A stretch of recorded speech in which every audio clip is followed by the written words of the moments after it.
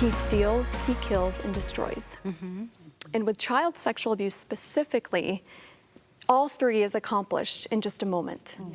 Steal, kill, and destroy, because your innocence, it's not something that is really irreversible, right? I mean, your innocence is stolen and your spirit crushed. And at that point, shame, which is very universal, talking with other survivors and studying and learning what I've learned about this crime specifically, there is so much shame attached to that, right? And I mean, what was the original hiding from God? It was shame. And shame is the enemy's weapon of choice. Silence and shame are the enemy's weapon of choice, because what do we do in shame? We hide, and we turn from God, and we turn from sources of help, and we turn from people and groups and fellowship, you know, from relationships and from God.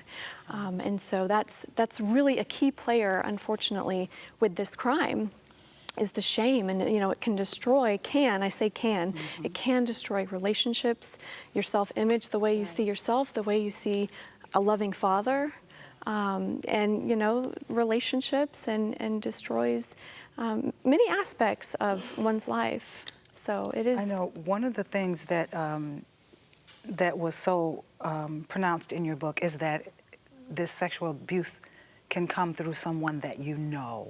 Yes. If you could talk about that a little bit. So, you know, it's not easy to hear the statistics of child sexual abuse and the reality around it, but the prevalence is, it's estimated that 1 in 4 girls are sexually abused before the age of 18, and 1 in 6 boys are sexually abused before the age of 18. And so we see this as a problem for both genders. And what's really unfortunate is that over 90% of the time it's someone that the child knows, but doesn't just know, also trusts them.